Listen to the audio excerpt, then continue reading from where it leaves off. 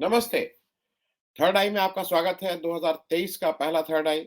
आप सबको नव वर्ष की बहुत-बहुत शुभकामनाएँ और हम सबकी ये इच्छा है कि आप सब लोगों की सुख, समृद्धि, शांति अ, खूब ईश्वर आपको भरपूर दे। अ, आज हम कोई स्पेसिफिक इसलिए बात नहीं कर रहे हैं, क्योंकि मुझे ऐसा लगता है कि आज के दिन थोड़ा 2023 में हमारी क्या चुनौतियाँ होंगी, हम इस किसको कैसे एड्रेस करेंगे, इस पे थोड़ी आज बात कर ली जाए। तो सरकार की 2023 की चुनौतियाँ, सरकार का मतलब आज की तारीख में तो मोदी ही सरकार है। 3 बेसिक मोटे इश्यूज़ हैं, जिस पे मुझे लगता है कि वो उसको चुनौती कह लीजिए, उसको अ, टारगेट्स कह लीजिए, लक्ष्य कह लीजिए, ऑब्जेक्ट जो भी है ऑब्जेक्ट है, ये सरकार को एड्रेस करना ही पड़ेगा।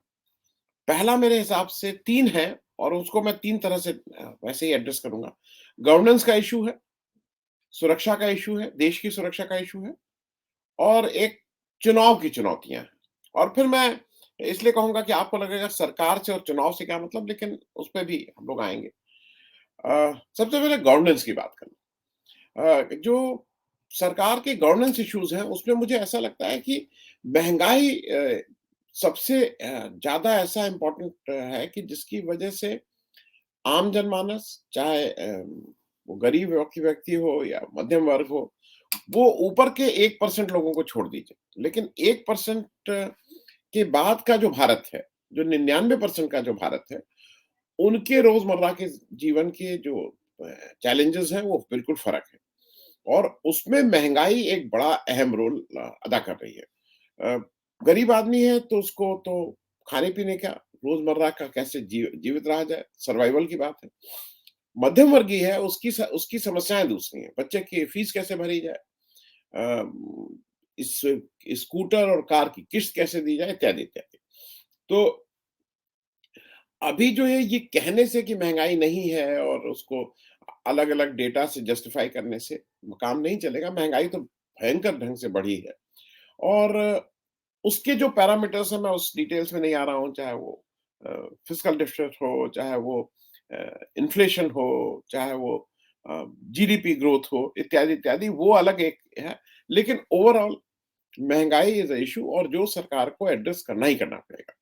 क्योंकि उससे हम सब लोग प्रभावित रोज़ हो रहे हैं। अब दूसरी बात जो सबसे इम्पोर्टेंट है वो है बेरोज़गारी की। बेरोज़गारी की बात इसलिए इम्पोर्टेंट है क्योंकि एक युवा राष्ट्र है और जो हमारे घर के जो बच्चे हैं जो इस समय रोज़ रोज़गार की समस्याओं से जूझ रहे हैं। रोज़गार है नहीं। एक वैकेंसी निकलती है, 1000 लोग अप्लाई करते हैं। कहीं पे 1000 वैकेंसीज़ आई, पता लगता है कि 10 लाख लोग अप्लाई कर दिए।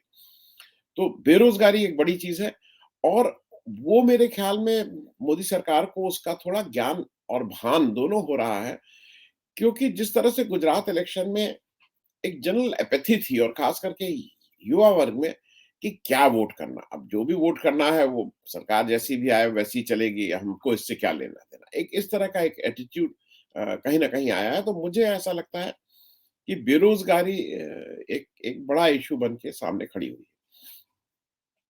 तीसरा एक इश्यू है जो इन सब चीज़ों को डायरेक्टली इनडायरेक्टली इफ़ेक्ट करता है।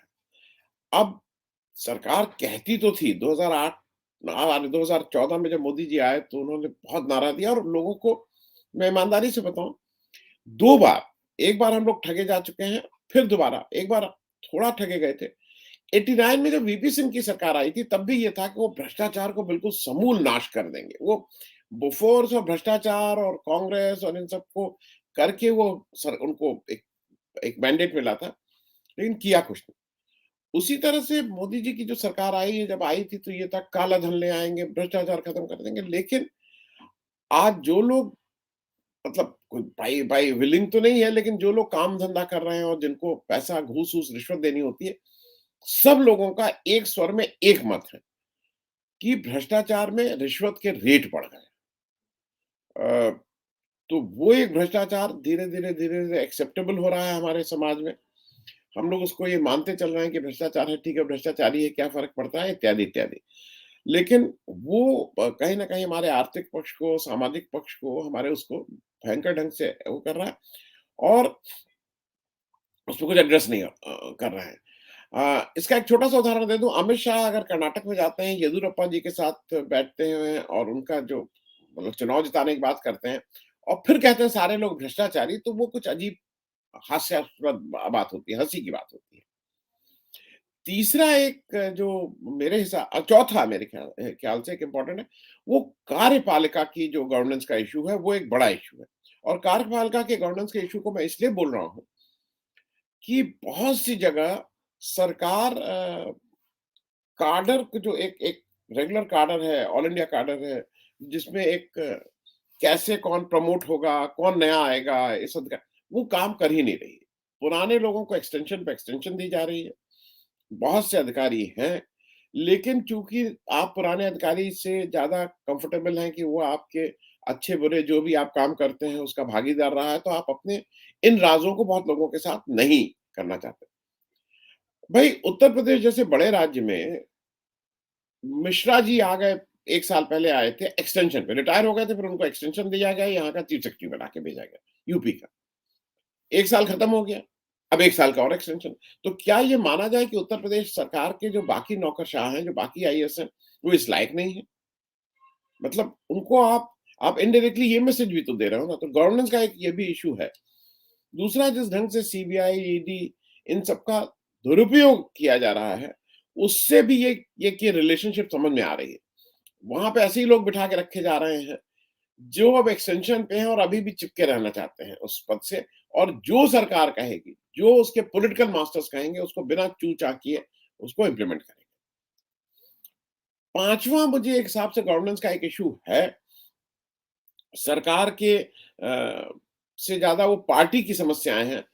वो न्यायपालिका को कहीं न कहीं एक कॉन्फ्रंटेशन वाले रास्ते पे और उसका एक ही कारण जो बड़ा कारण है कि जो सीजेआई साहब हैं, चंद्रचूड़ साहब, वो अगले साल अक्टूबर-नवंबर 2024 तक रहेंगे, इलेक्शन के बाद तक। तो अब इलेक्शन जब हो जाता है और उसमें कहीं कुछ 19-20 है, ऊँच-नीच है, जहाँ पे कहीं कोई कोर्ट कचहरी का मामला होता है, तो उसके लिए बेचैनी और परेशानी है। खैर ये तो हो गई बात गवर्नेंस की। अब ज़रा बात कर लें देश की सुरक्षा की भी। देश की सुरक्षा की बात इसलिए कर लें कि हम लोग उसको जितना भी कारपेट के नीचे कर दें, लेकिन वो सुरक्षा की बात तो है ही। चाइना, चीन एक बड़ा खतरा बन के उभर रहा है और जिसको हम एक्नॉलेज भी नहीं करना चाह रहे हैं। चीन ने लद्दाख में तो अपना जो भी 2 साल पहले गलवान-अल्वान में करके जितना घुसना था, जो उसको अपना करना था सामरिक दृष्टि से, वो उसने कर लिया। अब उसने अपनी नज़रें गड़ाई हैं अरुणाचल की तरफ और वहाँ कुछ न कुछ बदमाशी करता है, हम उसको एक्नॉलेज कर भी नहीं करते हैं। हम उसमें नहीं कहते हैं कि नहीं, नहीं, नहीं, वो कोई आया नहीं, कोई आया नहीं। अब आप खुद सोचिए कि एक व्यक्ति जो बदमाशी कर रहा है और जो उससे प्रभावित है, अगर वही कहे कि यहाँ कुछ नहीं हुआ, तो उसकी तो हिम्मत और बढ़ेगी ना। तो वो जो ये कि वो टेस्ट कर रहा है, ये कर रहा है, नहीं, उसकी हिम्मत बढ़ रही है। तो चाइना पे हमें आज नहीं तो कल जगना होगा।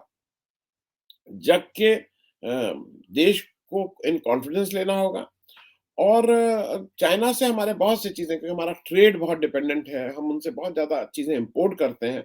वो सारी चीज़ें होने के बाद भी अगर एक कोई सख्त निर्णय लेना है तो देश के साथ हमें ये भी तय क बताना होगा कि आज चाइना से हमारा क्या थ्रेट परसेप्शन है। पाकिस्तान हरदम एक हमारी समस्या रहा ही है। पड़ोसी राज्य है और हम ही से का एक हिस्सा एक 1947 से पहले था। लेकिन जो एक चिंताजनक बात हो गई है कि अब पाकिस्तान और चीन का एक गठजोड़ था, लेकिन वो गठजोड़ में थोड़ी बहुत एक ज़माने में पाकिस्तान के भी व्यूज़ रहते थे। मतलब बराबरी का तो नहीं बोलेंगे दोस्ती थी, लेकिन फिर भी दोस्ती थी। लेकिन अब बराबरी की दोस्ती नहीं रह गई। अब तो चीन डिक्टेटिंग टर्म्स पे है पाकिस्तान के साथ और पाकिस्तान के बहुत से निर्णय जो भारत की सीमा से लगते हुए उसमें चीन ले लेगा। तो मुझे ऐसा लगता है कि अब ख़ैर पाकिस्तान से हालात कैसे सुधरेंगे क्योंकि पाकिस्तान से हालात सुधरने का मतलब वोट बैंक खत्म होना, वोट बैंक खत्म नहीं होने देंगे। तो वो तो एक कॉम्प्लेक्स इश्यू है but it has to be addressed. हुँ। कश्मीर का इश्यू। कश्मीर वाले इश्यू में ये भी देखना है कि आज मनोज सिन्हा साहब जो वहाँ के गवर्नर हैं, उनका भी एक इंटरव्यू छपा है इंडियन एक्सप्रेस या टाइम्स ऑफ इंडिया किसी में, और वहाँ पे वो ये कह रहे हैं कि यहाँ पे जो भी हो रहा है उसको उसको धर्म के चश्मे से मत देखिए। वो कह तो रहे हैं धर्म के चश्मे से मत देखिए, लेकिन जो उनकी पार्टी है, जो केंद्र सरकार है, वो सारी चीज़ों को धर्म के चश्मे से ही देखना चाह रही है। और कश्मीर में मुझे लगता है कि जो सबसे अच्छा सॉल्यूशन है, आप ईमानदारी से इंडिपेंडेंट इलेक्शन कराइए। इलेक्शन को आप कितने दिन तक पोस्टपोन कर रहे हैं, उससे चीज़ें और खराब हो रही हैं। इलेक्शन कराइए, let the people decide their own future ना, वहाँ कैसे आगे गवर्नेंस करनी है, क्या करनी है, कितनी सीटें आप उसका कम से कम इलेक्शन तो करा दीजिए। अ, एक और सुरक्षा का इश्यू है जिसको जनरली मेन स्ट्रीम मीडिया या मेन स्ट्रीम उसमें उसका विमर्श नहीं होता है। वो हमारा नॉर्थ ईस्ट का इश्यू। नागालैंड का इश्यू हम पिछले 70-75 साल से लटकाए बैठे हैं। अलग-अलग सरकारें आती हैं, सारी सरकारें, इंक्लूडिंग मोदी जी या कांग्रेस की कोई सरकार, उनको तरह-तरह से उनसे नेगोशिएट होता है, देश के बाहर जाके उनसे मीटिंग होती हैं, बातचीत होती है, और फिर हम किसी कंक्लूजन पे नहीं आते हैं। तो वो ठीक, मतलब अनिश्चय की स्थिति ठीक नहीं है देश के किसी भाग के लिए। उनके साथ बैठिए, अपने ही अपना ही अंग है, थोड़ा दीजिए, थोड़ा लीजिए, कुछ ना कुछ एक जगह, एक कॉमन ग्राउंड पे आइए और इसको नॉर्थ ईस्ट को सेटल करिए। मैं अब एक बात आ जा रहा हूँ चुनावी चुनौतियों पे। चुनावी चुनौतियाँ, ये अजीब-सा किसी को लगेगा भई सरकार की कहाँ हो सकती हैं। लेकिन अब पिछले 2-3 वर्षों में, और ख़ास करके 2014 के बाद थोड़ा, 2019 के बाद तो पूरी तरह से सरकार और पार्टी एक हो गई है। सरकार का मतलब भारतीय जनता पार्टी, और हमारे प्रधानमंत्री जी, आप साल भर देख लीजिए तो प्रधानमंत्री के रोल से ज़्यादा उनको जो अच्छा लगता है और जिसमें वो खूब एन्जॉय करते हैं, वो पार्टी में इलेक्शन के समय उनका कैंपेन जब चलता रहता है, तो पार्टी के कार्यकर्ता के रूप में या पार्टी के फंक्शनरी के रूप में वो ज़्यादा में इन्वॉल्व होते हैं, ज़्यादा एग्रेसिव होते हैं, ज़्यादा करते रहते हैं बनिस्बत सरकार के प्राइम मिनिस्टर के।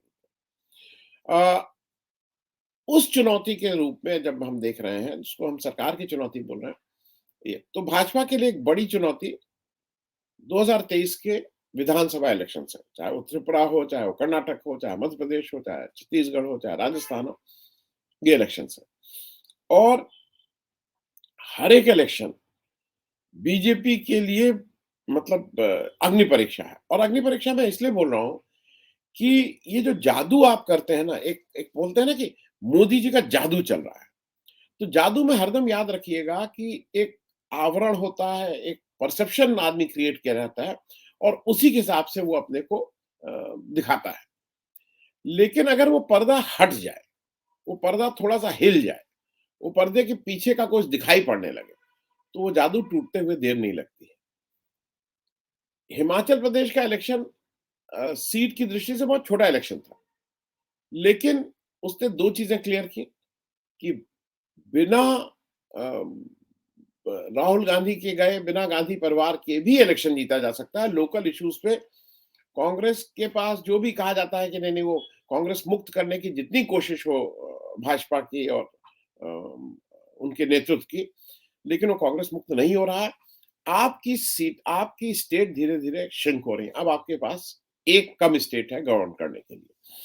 उसी तरह से कर्नाटक के इलेक्शन में, जहां पे भयंकर एंटी इनकम्बेंसी है, जहां पे 40% की बात है, इत्यादि इत्यादि, उसमें भी आप जूझ रहे हैं। अब अगर कर्नाटक में, जिसमें कम से कम कागज पे, मैं कागज की बात कर रहा हूँ, कागज पे ऐसा लगता है कि कागज पे ऐसा लगता है कि कागज पे ऐसा लगता है, जो जब सामने आप देख रहे हैं कि ये मामला इस समय तो थोड़ा बीजेपी के लिए मुश्किल है, तो वो देखने वाली बात होगी। और कर्नाटक के बाद फिर बड़ा एक टेस्ट मध्य प्रदेश होगा।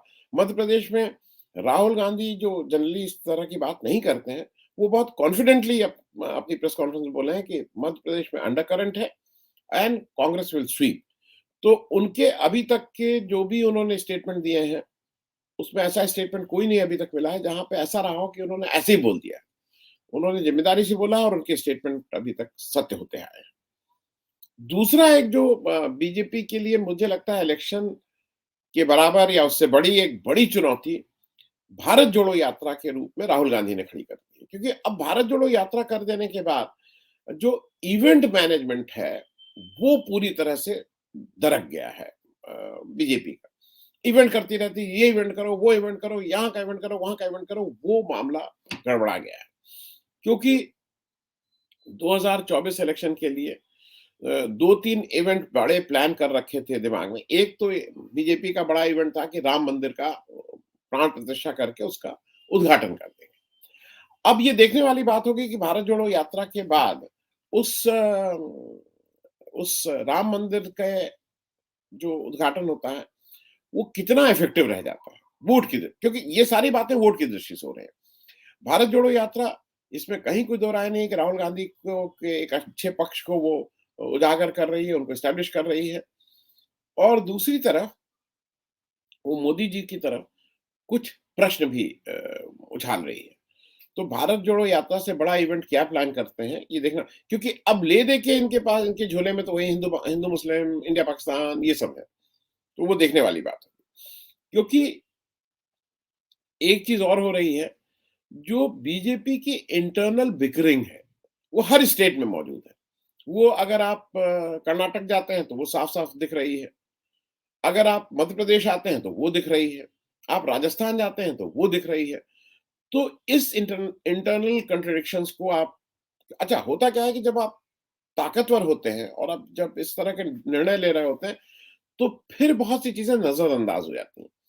लेकिन जैसे ही आपका मामला थोड़ा गड़बड़ होने लगता है, ऐसा लगता है कि नहीं-नहीं ये अब उतनी वोट इलेक्शन जिताने की वो क्षमता नहीं रह गई है, तो बहुत से लोग उठ खड़े होते हैं। वो चाहे आपको ने गडकरी जी और शिवराज सिंह चौहान को जिस तरह से बाहर किया, ऐसा नहीं है कि ये भई ये सब लोग आरएसएस के लोग हैं, पुराने लोग हैं, बीजेपी के सिवा कहीं और जाएँगे नहीं कभी भी।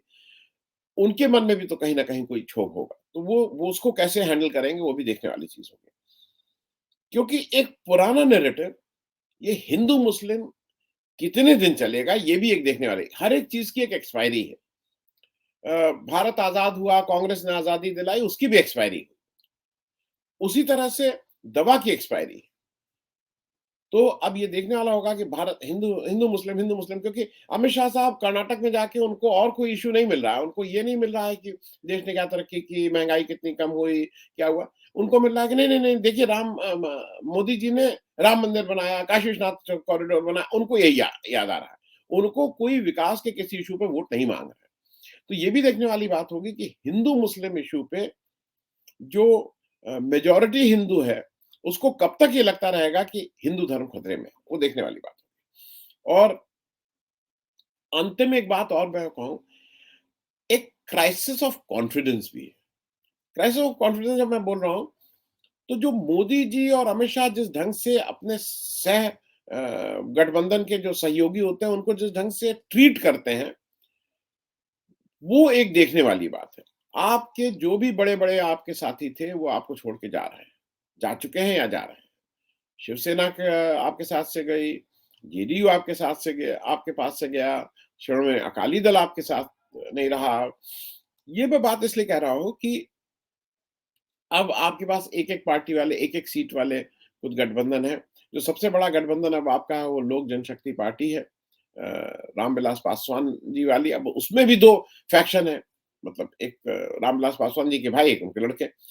और ऐसा देखा जाता है कि आप अपने ही गठबंधन को अपने ही गठबंधन से लड़ाने का काम करते हैं। तो लोग आपके साथ आने में भी थोड़ा हिचकिचाते हैं क्योंकि आप की एक और आदत है भाजपा में कि उस छोटी पार्टी को पूरी तरह से समाप्त कर दो। तो देखने वाला होगा 2023 is a major challenge for BJP क्योंकि अभी की जैसी स्थिति है, फील्ड थोड़ी ओपन हो गई है और उसमें अगर बीजेपी कोई डिलीवरी नहीं कर पा रही, जो अभी 8 साल में ग्राउंड पे डिलीवरी बहुत कम हुई है, इमोशनल डिलीवरीज़ बहुत हुई हैं कि ये बना दिया, हिंदुओं को अच्छा कर दिया, मुसलमानों को ठीक कर दिया। लेकिन एक्चुअल जो डिलीवरी ग्राउंड पे है, उसकी इस बार हम लोगों को इंतज़ार रहेगा कि 2023 में ये सरकार ज़रूर कुछ ऐसा डिलीवर करे, जिससे हमें भी ये लगे कि देश में कहीं कुछ हो रहा है, कुछ चीज़ों पे लगाम लग रही है, कुछ चीज़ें सरकार के कंट्रोल में है। Thank you so much. धन्यवाद।